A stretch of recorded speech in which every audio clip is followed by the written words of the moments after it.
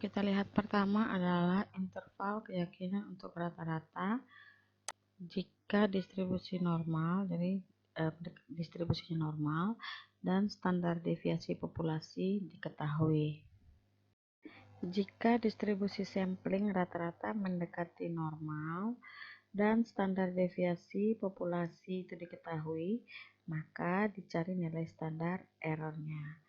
Nah, rumus umum untuk interval keyakinan itu dapat dirumuskan seperti ini.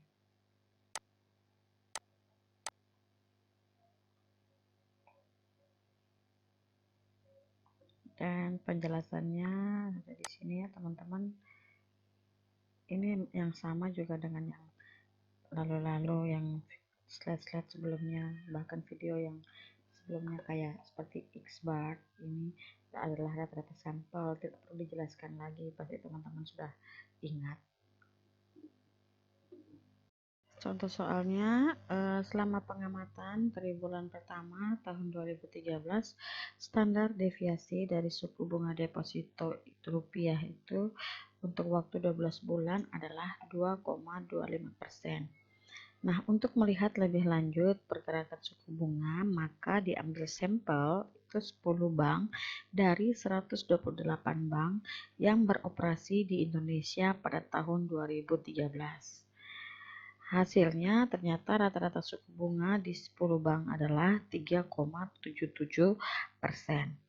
Nah, buatlah selang kepercayaan atau interval keyakinan untuk rata-rata populasi dengan tingkat kepercayaan 95%. Nah, di sini N untuk sampelnya itu ada 10. Jadi ada 10 bank yang diambil dari N populasi 128 bank. Ini kemudian kita coba hitung N populasi sampel dibagi N populasi, dapatnya 0,078. 0,078 dan ini lebih besar dari 0,05 sehingga tergolong dengan populasi yang terbatas. Nah, selain ini juga teman-teman, jadi ini populasi terbatas ya.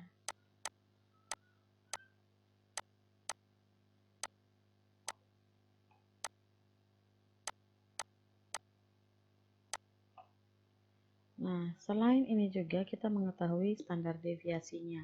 Standar deviasi populasinya adalah 2,25. Ini 2,25. N-nya 10, N sampelnya 10, rata-ratanya adalah 3,77 dengan C-nya atau tingkat kepercayaannya 95% dengan alfa sebesar 0,05. Nah, kemudian kita interpolasikan ke rumusnya. Tapi kita cari dulu besarnya, nilai Z-nya berapa. Nah, untuk mencari nilai Z-nya, pertama kita harus menghitung dulu besarnya ini alfa dibagi dengan 2. Alfa kita adalah 0,05, 1 kurang C ya, dapatnya alfa.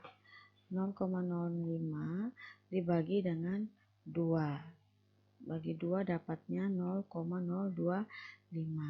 Kemudian kita mau mencari Z dari alfa bagi 2 tadi, alfa per 2 tadi. Maka dapatnya itu 0,5 dikurang dengan 0,025. Nah, kenapa 0,5 lagi teman-teman? Sekali lagi, kurvanya kan bentuknya normal dibagi 2 simetris. 1 total keseluruhan kurvanya, lebar kurvanya 1, jadi sebelahnya ini 0,5 dan sebelahnya lagi 0,5 ya. Saya jelaskan ulang lagi ya teman-teman. Jadi ini 0,5 dikurang dengan 0,025 dapatnya 0,4750. Nah, langkah berikutnya adalah lihat di tabel Z berapa sih tabel normalnya ya, probabilitasnya. Nah, hasilnya adalah 1,96. Nah, untuk tabelnya tadi kan hasilnya 0,4750. Kita cari 0,4750 yang ini ya, teman-teman. 0,4750 itu ada di 1,9 dan ada di 0,06. Jadi di sini hasilnya adalah 1,9 tambah 0,06 dapatnya 1,96. Jadi tabel Z-nya adalah 1,96. Nah, langkah berikutnya adalah mencari nilai standar errornya. Nah, standar errornya itu adalah S per N dikalikan dengan N kurang N dibagi N populasi kurang 1. Dapatnya S-nya itu adalah standar deviasinya. Standar deviasinya adalah 2,25 dibagi dengan 10 kali 128 kurang 10 bagi 128 kurang 1. Nah, hasil yang diperoleh adalah ini 0,716 kali akar dari 0,929 dapatnya adalah 0,686. Nah, kemudian langkah berikutnya adalah memasukkan atau menginterpolasikan ke dalam rumus. Nah, rumusnya tinggal kita taruh rata-ratanya 3,77 kurang Z-nya tadi 1,96 dikali dengan standar errornya 0,86 lebih kecil mu lebih kecil lagi sama, tapi ini yang tambah jumlah. Jadi tadi kan persamaannya adalah rata-rata populasi itu harus lebih kecil, pendugaan itu harus lebih kecil dari batas bawah, lebih besar dari batas bawah, dan lebih kecil dari batas atas. Sehingga hasil yang kita peroleh adalah 2,425 dan 5,115.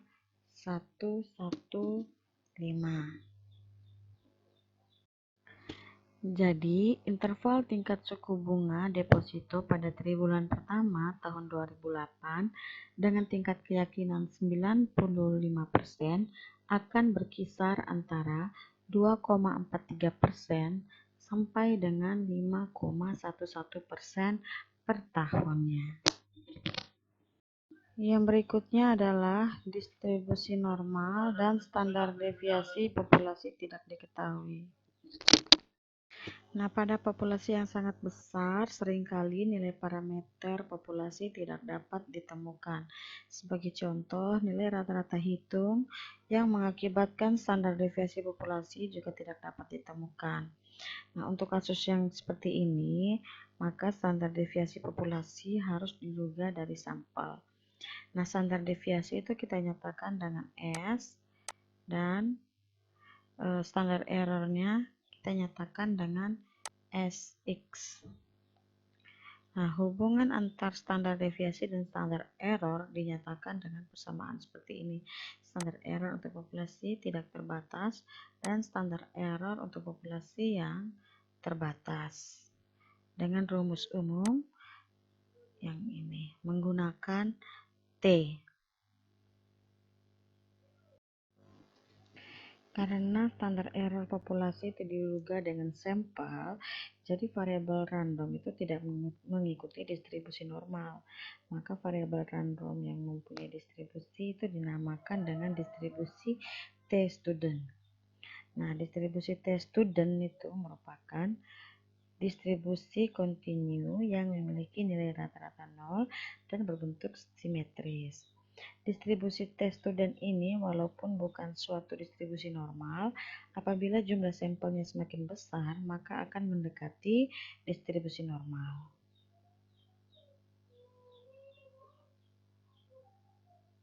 Jadi sama juga seperti waktu kita mau mencari nilai Z, kita akan menggunakan tabel Z, maka untuk mencari nilai T juga kita akan menggunakan tabel nilai T. Jadi pada kolom yang merupakan tingkat keyakinan, yaitu alfa yang kita peroleh tadi dari 1 kurang C atau tingkat kepercayaan kita. Nah, pada baris derajat bebas atau degree of freedom itu kita peroleh dari N kurang 1.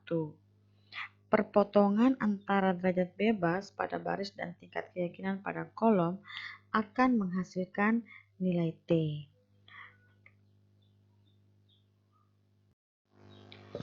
Contoh soalnya,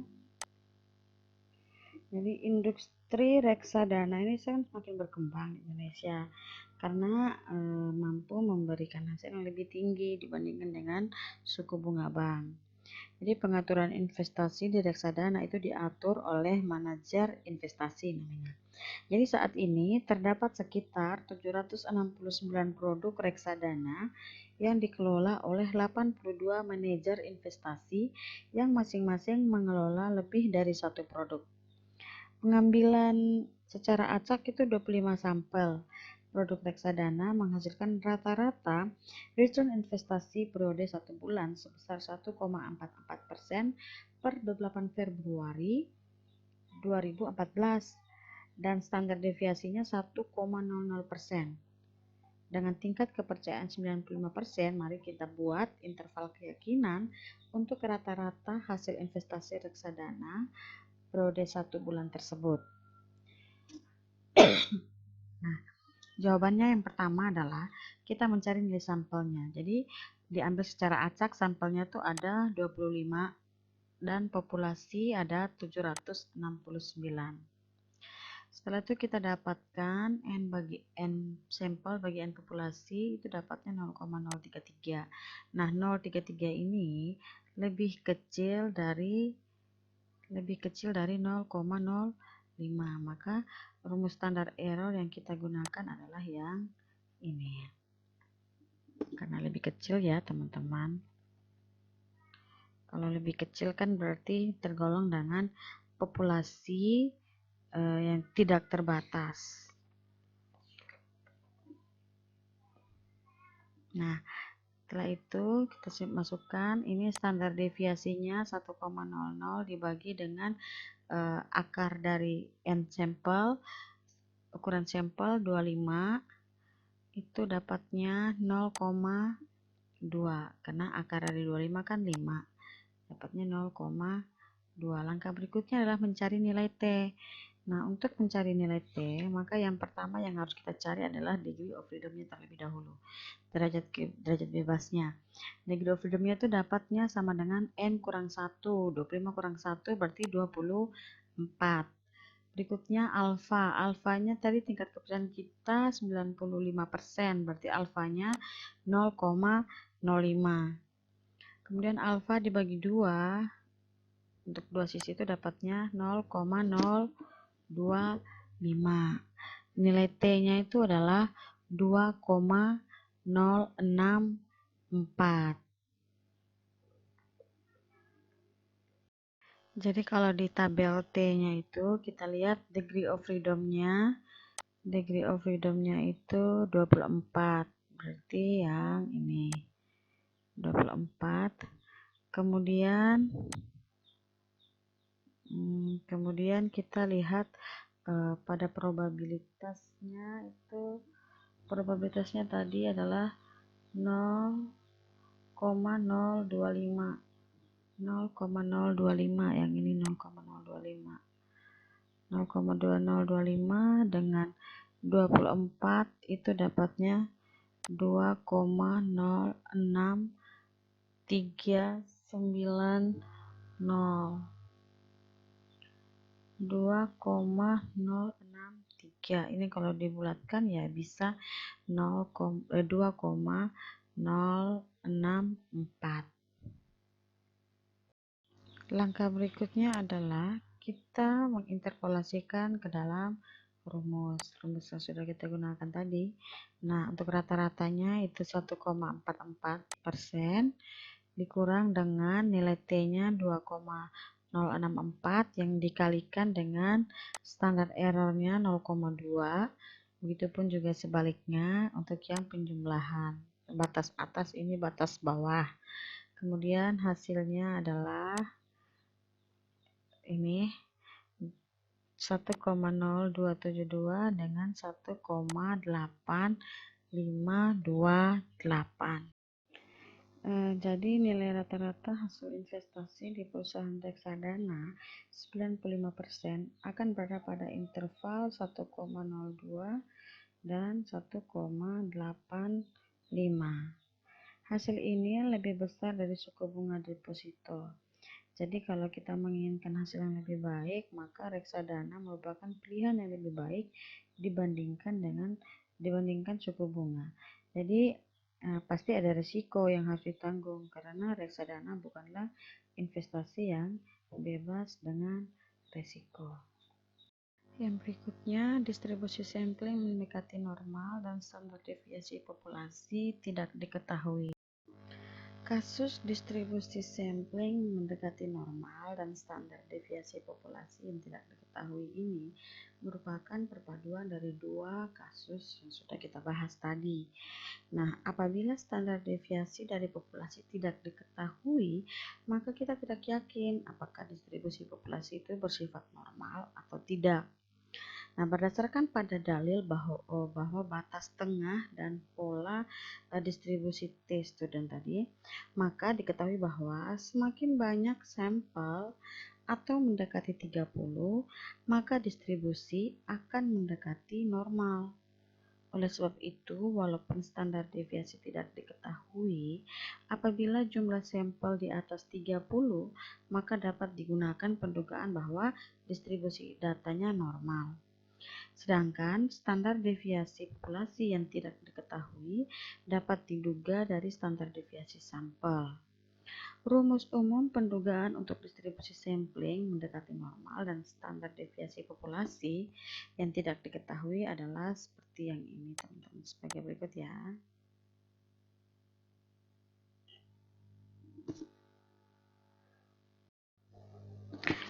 Pola konsumsi seseorang sangat dipengaruhi oleh jumlah pendapatannya. Jadi di sini ada contoh, seorang mahasiswa ini mencoba untuk mengetahui berapa sih rata-rata pengeluaran untuk buah dan sayur pada kalangan orang yang berpendapatan di atas 5 juta per bulan. Nah, mahasiswa tersebut mengambil sampel sebanyak 200 orang yang tersebar di perumahan Puri Kemangan, Intercon, Pondok Indah, dan Kemang Pratama. Jadi perumahan ini merupakan perumahan mewah di Jakarta. Hasil penelitian menunjukkan bahwa rata-rata pengeluaran untuk buah mencapai 800.000 dengan standar deviasi 120.000. Dengan data tersebut, buatlah interval keyakinan rata-rata pengeluaran untuk buah per bulannya dengan tingkat keyakinan 95%. Maka yang kita lakukan adalah melihat, sampelnya ini ternyata lebih besar dari 30. Maka ini tergolong dengan populasi yang tidak terbatas. Nah, di sini juga kita tidak mengetahui standar deviasi populasinya. Tapi yang kita ketahui itu adalah jumlah sampelnya yang lebih dari 30. Jadi distribusi sampel dapat dikatakan mendekati distribusi normal. Selain itu, karena jumlah populasi yang sangat besar, maka termasuk populasi yang tidak terbatas. Jadi kalau andaikan populasinya lebih kecil dari 30, maka akan tergolong dalam populasi yang terbatas. Nah, dalam langkah berikutnya adalah menentukan atau menghitung standar errornya. Nah, kita perlu tahu bahwa standar deviasi populasinya kan diduga dengan standar deviasi sampel, serta populasinya adalah tidak terbatas. Jadi kita gunakan rumus yang ini, teman-teman. Ini ya, tinggal kita input standar deviasinya itu 120.000 dengan sampelnya 200. Populasinya kita tidak tahu berapa. Kemudian 120 dibagi 14,142 itu akar dari 200. Hasilnya adalah 8,485. Kalau dibulatkan ya bisa jadi 8,49. Nah, langkah berikutnya adalah mencari nilai Z-nya.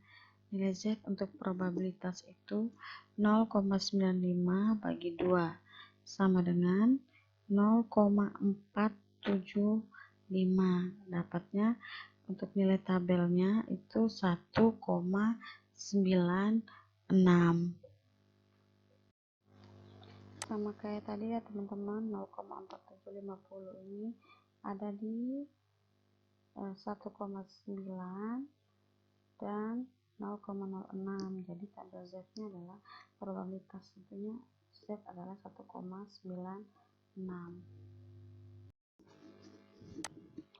Langkah berikutnya adalah menginterpolasikan ke rumus. Jadi rata-ratanya 800.000 kurang Z-nya adalah 1,96 dikalikan dengan 8,485. Begitupun juga sebaliknya untuk batas atasnya. Hasil yang kita dapat adalah 783,369 dan 816,631. Jadi nilai rata-rata pengeluaran untuk buah dan sayur pada tingkat keyakinan 95% akan berada pada interval 783.000 sampai 816.000. Nah, kata berikutnya kita akan lihat tentang interval keyakinan untuk proporsi. Nah, kata proporsi ini menunjukkan persentase dari suatu bilang bagian atau unsur terhadap total bagian atau unsur. Proporsi juga mempunyai distribusi sampling yang bersifat normal, dan nilai rata-rata distribusi proporsi sampel merupakan penduga tidak bias terhadap proporsi populasi. Teori dan prosedur pendugaan untuk proporsi populasi ini sama saja dengan pendugaan atau estimasi pada rata-rata hitung sampel tadi. Disebabkan nilai dari parameter kebanyakan tidak diketahui, maka untuk penduga yang baik dari standar deviasi proporsi populasi adalah standar deviasi proporsi sampel. Nah, standar deviasi proporsi sampel dirumuskan juga seperti yang ini teman-teman, jadi dibagi menjadi dua, itu ada untuk populasi yang terbatas, ada untuk yang populasi tidak terbatas. Nah, untuk bentuk pendugaan proporsi populasi dirumuskan juga seperti yang ini.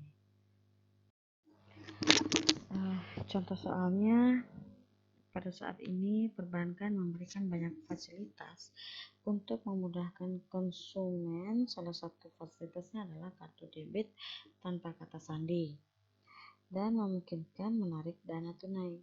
Jadi kepada 1.500 pelanggan utama diberikan pilihan untuk menggunakan atau tidak. Ternyata hasil menunjukkan bahwa 600 orang itu setuju untuk menggunakan, sedangkan sisanya tidak. Berarti sisanya itu 900 orang. Dengan tingkat kepercayaan 99%, kita akan mencoba untuk menentukan interval keyakinan dari proporsi yang setuju terhadap penggunaan kartu debit tersebut. Jadi kita hanya mau lihat yang setuju. Maka langkah pertama adalah menghitung proporsi untuk setuju. Jadi kita total sampelnya itu ada 1.500 orang. Ini saya hapus dulu.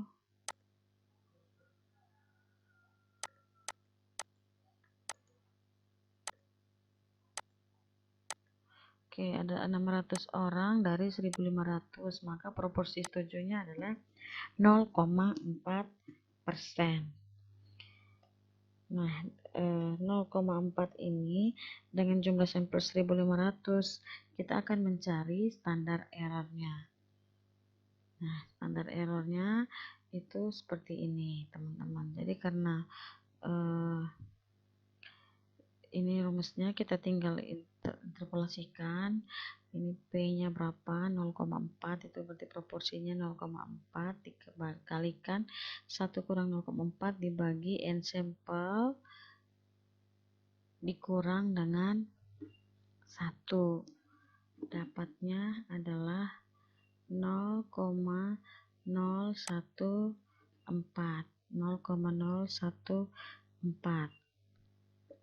Langkah berikutnya adalah mencari nilai Z-nya. Nilai Z-nya itu probabilitasnya tadi tingkat kepercayaannya 99%, atau 0,99 dibagi 2 dapatnya 0,495. Ini di tabel Z hasilnya adalah 0,57. Jadi maaf, hasil dari nilai Z itu probabilitasnya adalah 2,57. Jadi kalau di tabel Z 0,495 ada di sini ya, antara 0,4949 dan ini 0,4951. Tapi yang lebih mendekati itu adalah yang ini ya teman-teman, 0,4949, karena kalau dibulatkan ini bisa jadinya 0,495. Itu ada di 2,5 dan 2,5 dan 0,07. Jadi itu hasilnya adalah 2,57. Berikutnya tinggal kita interpolasikan itu ke rumus. Hasilnya adalah 0,364 dan 0,436. Jadi interval keyakinan proporsi nasabah yang mau menggunakan kartu debit atau yang setuju untuk menggunakan kartu debit adalah 0,364 sampai 0,436. Yang berikutnya kita akan melihat interval keyakinan untuk selisih rata-rata. Maksud dan tujuan dari selisih dua populasi adalah untuk melihat apakah dua populasi ini mempunyai parameter atau statistik yang sama. Nah, interval keyakinan untuk selisih rata-rata adalah sebagai berikut. Jadi kalau tadi kita sudah bilang bahwa selisih rata-rata dan proporsi mempunyai distribusi yang bersifat normal. Jadi apabila rata-rata X1 dan rata-rata X2 merupakan rata-rata, sedangkan proporsi 1 dan proporsi 2 merupakan proporsi dari dua populasi yang mendekati normal, maka selisihnya juga akan mempunyai sifat yang normal. Dan standar errornya juga, ini untuk yang parameter, ini untuk yang sampel. Jadi ada populasi dan dua sampel ya, populasi X1, X2, sampel X1, sampel X2. Contoh soalnya, pada saat ini investor itu dapat memilih investasi dalam bentuk deposito dan reksadana. Nah, survei terhadap 18 bank sampel dari 128 bank menunjukkan hasil deposito sebesar 7,71% dengan standar deviasi 0,73%. Sementara itu, hasil reksadana pada 11 perusahaan manajer investasi dari 82 manajer investasi adalah 13,17% dan standar deviasi 1,83%. Nah, dengan menggunakan tingkat keyakinan 95%, buatlah interval dari selisih rata-rata hasil investasi tersebut. Nah, di sini yang pertama kita lihat rata-rata dari X1 itu adalah 13, populasi pertama 13,7, sampel rata-rata sampel pertama itu 13,17. Terus yang kedua rata-ratanya adalah 7,71 dengan standar deviasi untuk yang populasi pertama 1,83, sampel pertama 1,83 dan sampel kedua sebanyak 0,73. N1 itu sampel pertama itu totalnya ada 11 dan sampel kedua totalnya ada 18 bank. Nah, untuk selisih X1 dan X2 adalah 5,46, sehingga standar errornya itu bisa kita dapat yaitu dengan standar deviasi untuk yang sampel pertama dipangkatkan 2 dibagi N1 ditambahkan dengan standar deviasi sampel kedua dipangkatkan 2 dibagi dengan total sampel yang kedua. Hasilnya adalah 0, akar 0,334 yaitu 0,5. Nah, nilai Z untuk probabilitasnya sama juga kayak yang kemarin tadi kita sudah ini ya, 0,95 kan 95% nih tingkat keyakinannya. Berarti 0,95 bagi 2 dapatnya 0,875. Nah, berdasarkan hasil yang tadi kita sudah cari juga 0,475 ini, maka nilai probabilitas Z-nya adalah 1,96. Tinggal kita interpolasikan ke dalam rumus. Selisihnya tadi ini adalah 5,4 dan probabilitas Z-nya 1,96 dikalikan dengan standar error 0,58. Hasil yang didapat adalah 4,32 dan 6,60. Jadi perbedaan hasil antara investasi dalam bentuk deposito dengan reksadana itu berkisar antara 4,32% sampai 6,6%. Perbedaan hasil antara deposito dan reksadana ini berkisar 4,32 sampai 6,61%. Yang berikutnya interval keyakinan untuk selisih proporsi. Nah, jadi selain selisih rata-rata, terdapat juga yang namanya istilah selisih proporsi. Nah, interval keyakinan untuk selisih proporsi dirumuskan seperti berikut ini. Nah, untuk contoh soalnya, untuk latihannya, jadi pernah melakukan survei belanja online itu oleh Mastercard terhadap sekitar 7.011 responden di 14 negara wilayah Pasifik.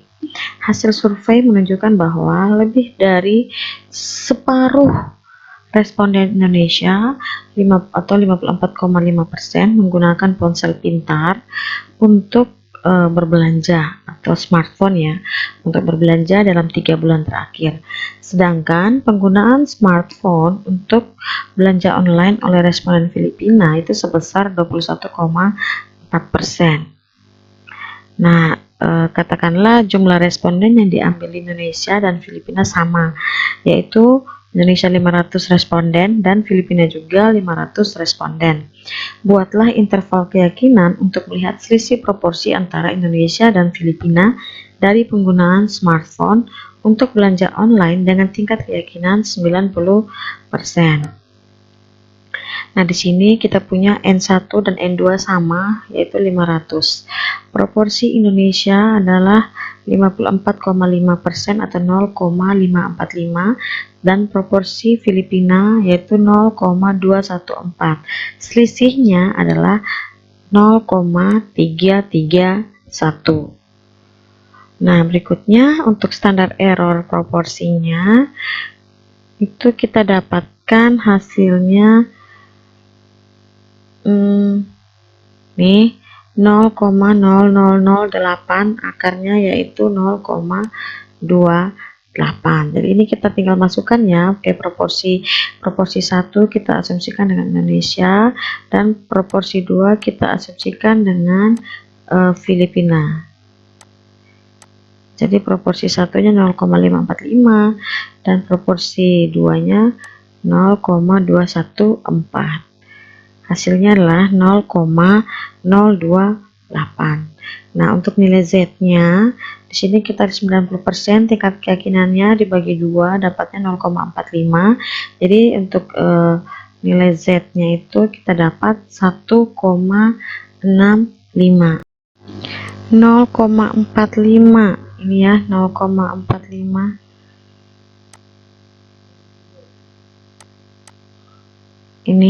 Ini ada di 1,6 dan ada di 0,05. Jadi probabilitas Z-nya adalah 1,65.